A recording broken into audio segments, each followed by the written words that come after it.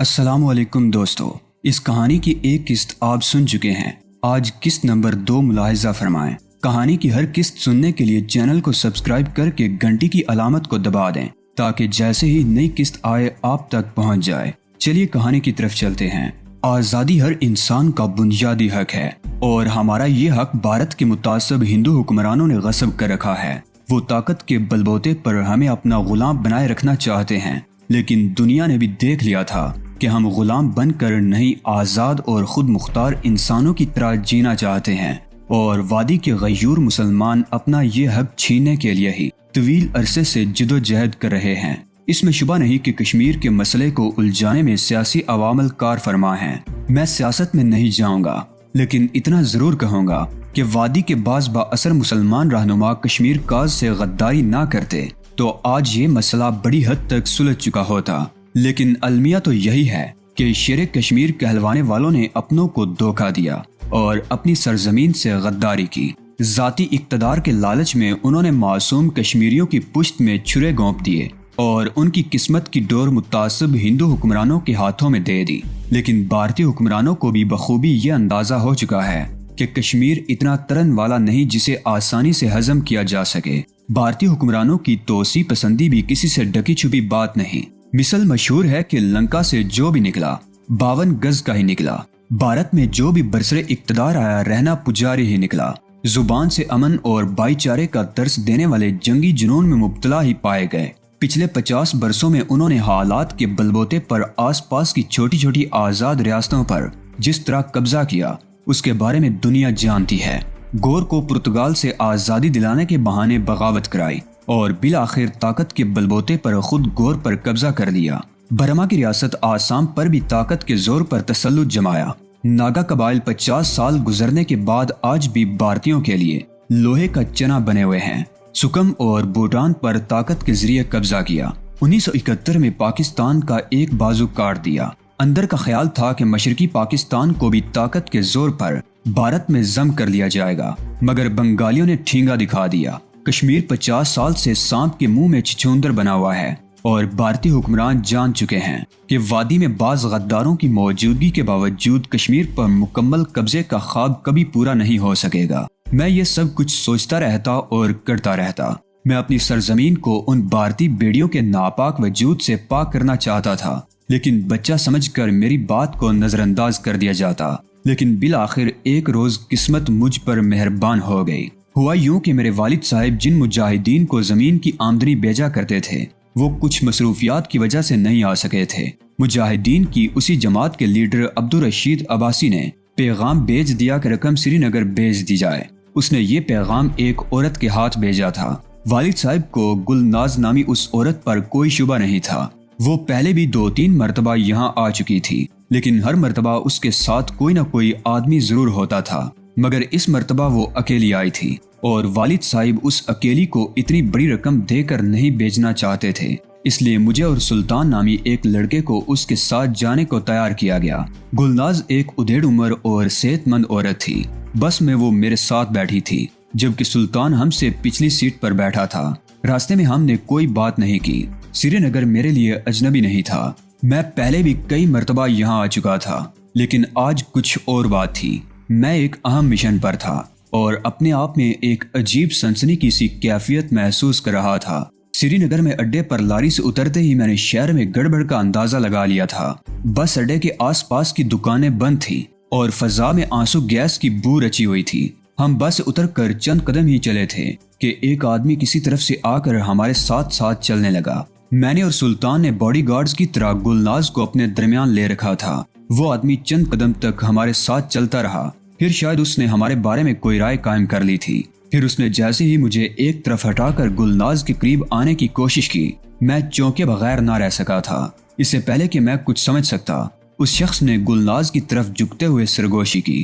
لاہوری محلے کی طرف گڑبڑ ہے، بند کی طرف چلی جاؤ، کمانڈر پوسٹ نمبر 3 پر تمہارا انتظار کر رہا ہے۔ وہ شخص ہم سے الگ ہٹ گیا۔ میں نے اسے تیزی سے بائیں طرف جاتے ہوئے دیکھا اور پھر گلناز کی طرف دیکھنے لگا۔ گلناز کے ہونٹوں پر خفیف سی مسکراہٹ آ گئی۔ اس نے سرگوشی کی، پریشان مت ہو، اپنا ہی آدمی تھا۔ لاہوری محلہ شہر کے اندرونی علاقے میں تھا۔ مگر اس شخص سے یہ پیغام ملنے کے بعد گلناز نے اپنا راستہ بدل دیا۔ میں اور سلطان اب بھی اس کے دائیں بائیں چل رہے تھے۔ ہم ایک طویل چکر کاٹ کر زیرو برج پر پہنچ گئے۔ یہاں میں یہ بتاتا چلوں کہ دریائے جہلم سری نگر شہر کو 2 حصوں میں تقسیم کرتا ہے۔ ایک طرف پرانا شہر ہے جس کی آبادی گنجان ہے، آڑی ترچھی گلیاں کسی قدیم شہر کا منظر پیش کرتی ہیں۔ دریا کے دوسری طرف ماڈرن آبادی ہے، secretariat, central post office, residency اور زیادہ تر سرکاری عمارتیں اسی علاقے میں ہیں۔ سیاستدانوں اور وزراء کے بنگلے بھی اسی طرف ہیں۔ انگریزوں کے زمانے میں تو یہ سب سے جدید اور بارونق علاقہ ہوا کرتا تھا۔ بڑے بڑے سپر سٹور اور ہینڈی کرافٹس کی بے شمار بڑی بڑی دکانیں اس علاقے میں ہیں۔ یہ بند کا علاقہ کہلاتا ہے۔ شہر کے دونوں حصوں کو ملانے کے لیے دریائے جہلم پر کئی پل بنے ہوئے ہیں جنہیں نمبروں یا ناموں سے پہچانا جاتا ہے۔ ہم جس پل کی طرف آئے تھے وہ زیرو برج کہلاتا تھا۔ راستے میں ہمیں ایک تانگا مل گیا۔ 2 آدمی پہلے ہی سے بیٹھے ہوئے تھے، ایک آگے ایک پیچھے۔ پچھلی سیٹ پر بیٹھے ہوئے شخص کی عمر 55 کے لگ بھگ رہی ہوگی۔ مشت بھر سفید داڑھی، سر پر کھڑے کی سفید ٹوپی اور ہاتھ میں تسبیح۔ اس کے چہرے پر خوف نمایاں تھا۔ خوف و دہشت کشمیر کی وادی کے باسیوں کا مقدر بن چکا تھا۔ اگر مقابلہ انسانوں سے ہوتا تو اس خوف سے نجات حاصل کی جا سکتی تھی، مگر وہ تو بھیڑیے تھے، درندے جو رحم کرنا تو جانتے ہی نہیں تھے۔ بچہ بوڑھا جو بھی ان کے ہاتھ لگ جاتا اسے بے دردی سے مار ڈالتے۔ عورتوں پر بھی بے پناہ تشدد کیا جاتا۔ گلناز تانگے کی پچھلی سیٹ پر سفید داڑھی والے اس بوڑھے کے ساتھ بیٹھ گئی۔ میں اور سلطان اگلی سیٹ پر ٹک گئے۔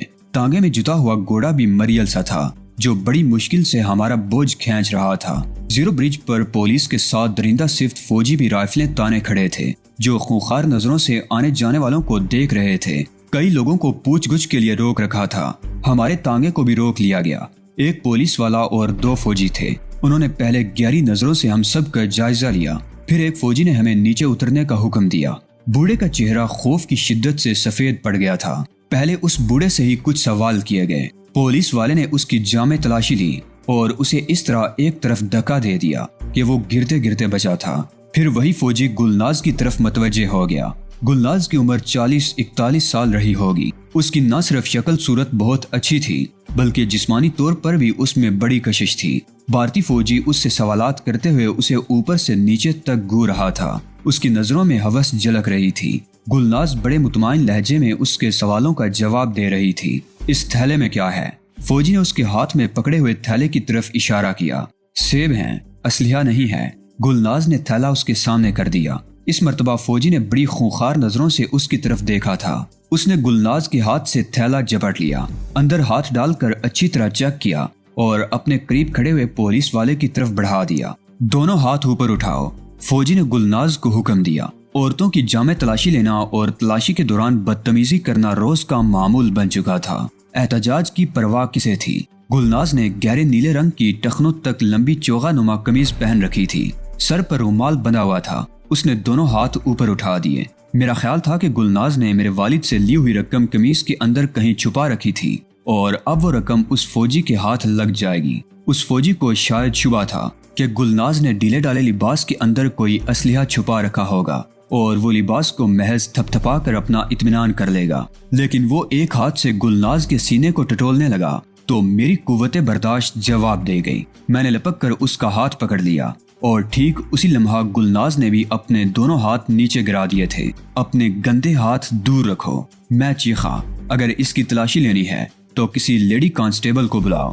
گلناز نے بھی چیختے ہوئے اس کا ہاتھ جھٹک دیا۔ گلناز کی مزاحمت اور میرا طرز عمل اس فوجی کے لیے ناقابل برداشت ثابت ہوا۔ اس نے بیڑیے کی طرح غراتے ہوئے میرے منہ پر تھپڑ رسید کر دیا۔ میں لڑکھڑا گیا۔ میرے منہ سے بے اختیار ہلکی سی چیخ نکل گئی تھی۔ اس سے پہلے کہ میں سنبھل پاتا اس نے میرے کندھے پر رائفل کا بٹ رسید کر دیا۔ مجھے یوں لگا جیسے ہڈی ٹوٹ گئی ہو۔ میں چیخ کر نیچے گرا تو اس نے میرے جسم پر ٹھوکروں کی بارش کر دی۔ میں سڑک پر لوٹ رہا تھا۔ اس کے بوٹ کی ٹھوکریں میرے جسم کے ہر حصے پر لگ رہی تھی۔ ہر ٹھوکر کے ساتھ میں بلبلا اٹھتا۔ پل پر ٹریفک رک گیا۔ لوگ جمع ہو رہے تھے لیکن آگے کوئی نہیں آ رہا تھا۔ گلناز چیخ چیخ کر مجھے بچانے کی کوشش کر رہی تھی۔ دوسرے فوجی نے گلناز کو بازو سے پکڑ کر زوردار جھٹکا دیا۔ وہ بھی چیختی ہوئی ایک طرف گری۔ اس وقت چند آدمیوں نے جرأت سے کام لیتے ہوئے مداخلت کی۔ ان بھارتی درندہ صفت فوجیوں کے کام میں مداخلت کرنا موت کو دعوت دینے کے مترادف تھا۔ اتفاق سے ایک پولیس آفیسر بھی جیپ پر اس طرف نکل آیا تھا۔ لوگوں نے اس پولیس آفیسر کو گھیر لیا۔ گلناز اب بھی چیخ چیخ کر ان فوجیوں کو برا بھلا کہہ رہی تھی۔ وہ پولیس آفیسر بھی اگرچہ ہندو ہی تھا لیکن صورتحال کی نزاکت کو تاڑ گیا تھا۔ وہ مجھے فوجی کے چنگل سے چھڑا کر ایک طرف لے گیا۔ میرے منہ اور ناک سے خون بہہ رہا تھا۔ میں قمیض کے دامن سے خون صاف کرنے لگا۔ گلناز بھی ہمارے قریب آ گئی۔ اس نے سر پر بندھا ہوا رومال کھول لیا اور میرا ہاتھ ہٹا کر ناک اور ہونٹوں سے خون پونچھنے لگی۔ ساتھ ہی وہ چیخ چیخ کر ان فوجیوں کو گالیاں بھی دے رہی تھی۔ اب تم لوگ جاؤ، پولیس آفیسر نے ہمارے قریب آتے ہوئے کہا۔ میں اس کے خلاف یونٹ میں رپورٹ کروں گا، اسے اس کی سزا ضرور ملے گی۔ کیا سزا ملے گی؟ گلناز غرائی۔ اس کا تبادلہ کر دیا جائے گا، کسی اور جگہ بھیج دیا جائے گا جہاں اسے مزید کھل کر کھیلنے کا موقع ملے گا۔ ان بیڑیوں کو وادی سے نکلنا ہوگا۔ ہم جب تک وادی کو ان کے ناپاک وجود سے پاک نہیں کر دیں گے اس وقت تک چین سے نہیں بیٹھیں گے۔ آج اس بے گناہ اور معصوم بچے کو تشدد کا نشانہ بنایا ہے، کل اس کے ہاتھ میں رائفل ہوگی اور یہ انتقام لے گا۔ انتقام۔ پولیس آفیسر کا خیال تھا کہ گلناز اسی طرح چیختی رہی تو آس پاس کھڑے ہوئے لوگ بگڑ جائیں گے اور صورتحال قابو سے باہر ہو جائے گی۔ اس نے مجھے بازو سے پکڑ کر جیپ میں بٹھایا اور گلناز کو بھی ہاتھ سے پکڑ کر کھینچنے لگا۔ چلو جیپ میں بیٹھو، اس لڑکے کو ڈاکٹر کے پاس لے جانا ضروری ہے ورنہ تکلیف بڑھ جائے گی۔ گلناز اب بھی فوجیوں کو گالیاں بک رہی تھی۔ میں نے اس طرف دیکھا۔ برج پر موجود تمام پولیس والے اور فوجی رائفلیں سنبھالے الرٹ کھڑے تھے۔ گلناز جیپ پر بیٹھی تو اس نے سلطان کو بھی پکڑ کر اوپر کھینچ لیا۔ سلطان اب تک ایک طرف کھڑا رہا تھا۔ اس کا چہرہ خوف سے دھواں ہو رہا تھا۔ وہ تو مجھ سے زیادہ جوشیلا تھا لیکن میں نہیں سمجھ سکا تھا کہ وہ اب تک خاموش کیوں رہا تھا اور بزدلوں کی طرح ایک طرف کیوں دبکا کھڑا رہا تھا۔ مجھے اس پر غصہ تو آیا تھا لیکن پھر سوچا کہ اس نے الگ رہ کر عقل مندی کا ثبوت دیا تھا۔ اگر وہ مداخلت کرتا تو اس کا حشر بھی مجھ سے مختلف نہ ہوتا۔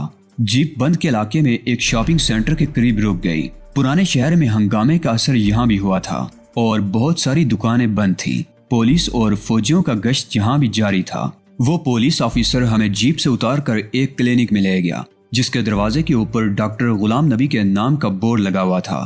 پولیس آفیسر ہمیں ڈاکٹر کے حوالے کر کے چلا گیا۔ اس نے ڈاکٹر کو ہدایت کر دی تھی کہ ہم سے کوئی فیس نہ لی جائے۔ کلینک میں اس وقت 2-3 مریض اور بھی تھے لیکن ڈاکٹر فوراً ہی میری طرف متوجہ ہو گیا۔ میرا نچلا ہونٹ پھٹ گیا تھا، ناک سے خون بہہ رہا تھا، جسم کے ہر حصے پر ٹھیسیں اٹھ رہی تھی، بائیں کندھے میں زیادہ تکلیف تھی۔ آدھے گھنٹے بعد ہم کلینک سے باہر نکلے تو میرے پورے جسم میں درد کی لہریں اٹھ رہی تھی۔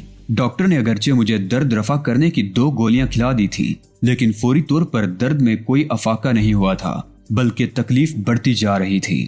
ہم تقریباً 1 گھنٹے تک مختلف سڑکوں اور گلیوں میں چلتے رہے۔ اس علاقے میں بڑے بڑے عالیشان بنگلوں اور چمچماتی کاروں کو دیکھ کر اندازہ لگایا جا سکتا تھا کہ کشمیریوں کی تحریک آزادی نے ان دولت مندوں کی زندگی کو کسی پہلو سے بھی متاثر نہیں کیا تھا۔ وہ پہلے بھی عیش کر رہے تھے اور آج بھی سکون و اطمینان کی زندگی گزار رہے ہیں۔ آگ اور خون کا کھیل تو غریبوں کا مقدر بن چکا ہے۔ آزادی کی لگن تو انہی لوگوں کو ہے جو ایک وقت کی روٹی سے بھی محروم ہیں، جو اپنا حق حاصل کرنے کے لیے ہندو سامراج کو وادی سے نکالنا چاہتے ہیں۔ یہی لوگ سروں پر کفن باندھ کر اور جان ہتھیلی پر رکھ کر پھر رہے ہیں۔ یہی لوگ بھارتی درندوں کے ظلم و تشدد کا شکار ہوتے ہیں۔ یہی دیوانے گولیوں کی باڑ اپنے سینوں پر روکتے ہیں۔ انہی کے گھروں کو جلا کر راکھ کر دیا جاتا ہے، انہی کے معصوم بچوں کو چیر کر پھینک دیا جاتا ہے اور انہی کی عورتوں کی بے حرمتی کی جاتی ہے۔ کوئی دولت مند مجاہدین کی کسی تحریک میں شامل نہیں، ان کے نرم اور گداز ہاتھوں میں کبھی رائفل نہیں دیکھی گئی۔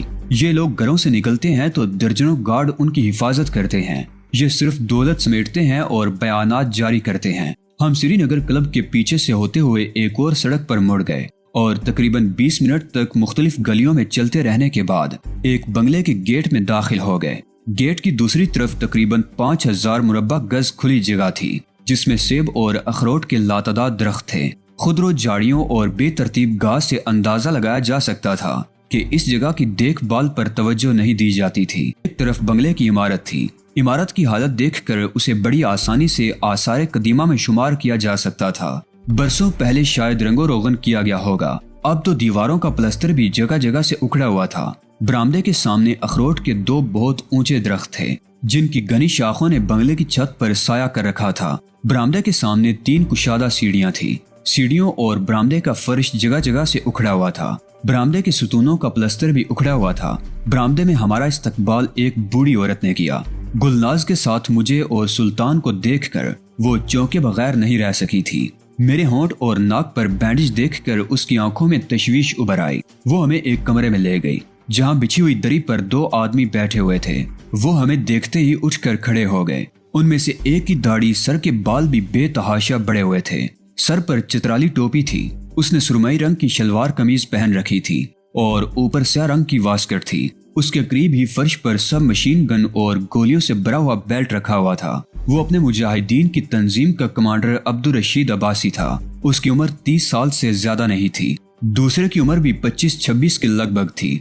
वो क्लीन शेव था। कमांडर रशीद कई मर्तबा सोपूर आ चुका था। उसने फौरन ही मुझे पहचान लिया। मेरी हालत देखकर उसकी आंखों में तशवीश उभर आई। क्या हुआ इसे? इसकी ये हालत कैसे हुई? उसने पूछा। बताती हूँ, गुलनाज दरी पर बैठते हुए बोली। वो चंद लम्हे खामोश रही, फिर जीरो ब्रिज पर पेश आने वाले वाक़े के बारे में बताने लगी। आखिर में वो कह रही थी, मेरे पास पिस्तौल होता तो उसकी खोपड़ी में सुराख कर देती, लेकिन अफसोस तो यही हुआ कि उस वक्त मैं खाली थी। घबराओ नहीं शमरोज, कमांडर रशीद मेरी तरफ देखते हुए बोला। तुम पर भारतीय बेड़ियों का ये पहला हमला है। तुम्हारे साथ जो कुछ भी हुआ है उसका बदला तो मैं लूंगा, लेकिन तुम इस मार को नहीं भूलोगे, एक एक चोट को याद रखोगे। अब वो वक्त आ गया है कि तुम भी हाथ में राइफल उठा लो। हाँ, अब मुझसे भी ज्यादा बर्दाश्त नहीं होता, मैंने जवाब दिया। हम बातें कर रहे थे और गुलनाज ने अपनी चोगानुमा कमीज के अंदर हाथ डालकर नोटों के बंडल कमांडर रशीद के सामने रख दिए। मुझे हैरत हुई कि उसने नोट कहाँ छुपाए थे, हालांकि मेरे सामने उस फौजी ने तलाशी ली थी। गुलनाज ने मुस्कुराकर मेरी तरफ देखा, लेकिन यह नहीं बताया कि उसने नोट लिबास में कहाँ छुपाए थे। सुबह जब मैं गई थी तो शहर के हालात बिल्कुल पुरसुकून थे।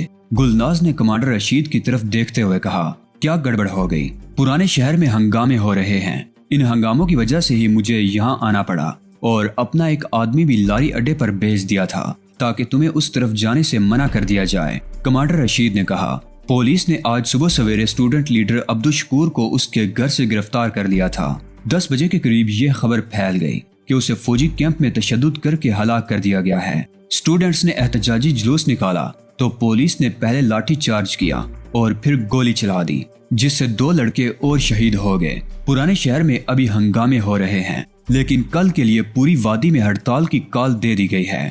ये लड़के, उसने मेरी और सुल्तान की तरफ देखा, ये दोनों भी 3-4 दिन तक वापस नहीं जा सकेंगे। इन्हें यहीं रहना होगा।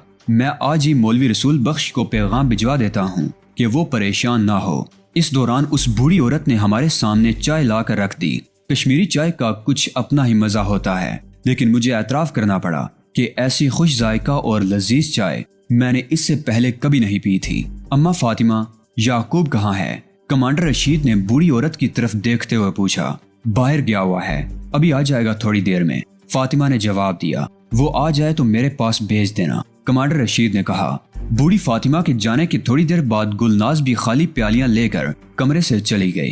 कमांडर रशीद हमसे बातें करने लगा। वो वादी के मुख्तलिफ इलाकों में दरिंदा सिफ्त भारतीय फौजियों के जुल्म तशद्दुद की बातें सुना रहा था। ये कोई फर्जी या मनगढ़ंत कहानियां नहीं थी। सब कुछ इसी तरह हो रहा था जिस तरह कमांडर रशीद बता रहा था। उसकी एक मिसाल तो मैं खुद था, जिसे उस बेड़िया सिफ्त ने तशद्दुद का निशाना बनाया था। मेरा जुर्म क्या था? मैंने उसे एक औरत को छूने से मना किया था, और आज सुबह पुराने शहर में होने वाले हंगामे, फौजियों ने एक स्टूडेंट को तशद्दुद करके हलाक कर दिया था। एहतजाज करने पर 2 और लड़कों को गोलियों से उड़ा दिया गया था। ये बात अब मेरी समझ में भी आ गई थी कि जुल्म मजलूम को सर उठाने पर मजबूर क्यों कर देता है। और यहाँ तो बात ही कुछ और थी, आजादी की तड़प थी। मैंने जब से होश संभाला था यही सब कुछ देखता हुआ आ रहा था। मेरे अंदर बचपन से जो चिंगारी सुलग रही थी वो अब शोला बनकर भड़कने वाली थी। मेरी नाक और होंठों पर बैंडेज, जिस्म के हर हिस्से में उठने वाली ठेसें मेरे जोश और जज्बे को महमीज कर रही थी। कमांडर रशीद ने ठीक कहा था, मुझे ये चोटें याद रखनी होंगी और इनका दर्द महसूस करना होगा। अब वक्त आ गया है कि मैं भी हाथों में राइफल उठा लूं। आधे घंटे बाद एक उधेड़ उम्र आदमी अंदर दाखिल हुआ। वो फातिमा का शोहर याकूब था। कमांडर रशीद ने उसे ये पैगाम देकर सोपूर भेज दिया कि मैं और सुल्तान 3-4 दिन तक यहीं रहेंगे। हमारे घर वालों को परेशान होने की जरूरत नहीं। याकूब उसी वक्त रवाना हो गया। میں اس ویران بنگلے کے بارے میں سوچ رہا تھا اور جب میں نے کمانڈر رشید سے پوچھا تو انہوں نے بتایا کہ یہ وسیع اور اس بنگلہ دو دولت مندوں کے درمیان جھگڑے کی بنیاد بنا ہوا ہے۔ ان میں ایک ہندو سیٹ ہے اور دوسرا مسلمان۔ ان میں پچھلے 10 سال سے بنگلے کی ملکیت کا مقدمہ چل رہا ہے۔ عدالت نے یہ بنگلہ اپنی تحویل میں لے رکھا ہے۔ یعقوب اس بنگلے کا چوکیدار ہے جو 10 سال سے یہاں رہ رہا ہے۔ وہ مجاہدین کی بعض تنظیموں کے لیے انفارمر کا کام بھی کرتا ہے۔ مجاہدین اس سے ملنے کے لیے یہاں بھی آتے رہتے ہیں۔ کسی کو آج تک یعقوب یا اس کے مہمانوں پر شبہ نہیں ہو سکا۔ اسی طرح یہ ویران بنگلہ مجاہدین خصوصاً کمانڈر رشید کی تنظیم کی خفیہ سرگرمیوں کا مرکز بھی بنا ہوا ہے۔ کمانڈر رشید کے اس خفیہ ٹھکانے کے بارے میں اس کے 2-4 آدمی ہی جانتے تھے اور پھر یہ کوئی ایک خفیہ ٹھکانہ نہیں تھا۔ شہر کے اندر اور نواح میں کئی ایسی جگہیں تھیں جنہیں وہ ضرورت کے وقت استعمال کرتے تھے۔ کمانڈر رشید اس وقت بنگلے سے چلا گیا تھا۔ میرے اور سلطان کے علاوہ اس بنگلے میں گلناز فاطمہ رہ گئے تھے۔ یعقوب سوپور چلا گیا تھا اور کل دوپہر سے پہلے اس کی واپسی کی توقع نہیں تھی۔ وہ رات میں نے بڑی اذیت میں گزاری۔ میرے جسم پر جگہ جگہ نیل پڑے ہوئے تھے اور درد کی ٹھیسیں اٹھ رہی تھی۔ گلناز نے مضروب جگہوں پر مالش بھی کر دی تھی اور ڈاکٹر کی دی ہوئی گولیاں بھی کھلا دی تھی، مگر تکلیف کم نہیں ہوتی تھی۔ گلناز اور فاطمہ رات بھر میرے پاس بیٹھی رہی تھی۔ سلطان بھی خاصا پریشان تھا۔ یعقوب اگلے روز دوپہر کے بعد واپس آیا تھا۔ اسے باہر کے حالات بھی معلوم ہوئے۔ پوری وادی میں ہڑتال تھی۔ سری نگر شہر میں جگہ جگہ پولیس اور اسٹوڈنٹس میں جھڑپیں ہو رہی تھی۔ مجاہدین بھی اس لڑائی میں شامل ہو گئے تھے۔ سری نگر سے 32 میل دور بارامولہ شہر میں 2 پولیس والے اور 3 فوجی مجاہدین کے ہاتھوں مارے گئے تھے، جس پر فوجی مزید مشتعل ہو گئے تھے۔ وہ مجاہدین کی تلاش میں گھروں میں گھس کر عورتوں، بچوں اور بوڑھوں کو تشدد کا نشانہ بنا رہے تھے۔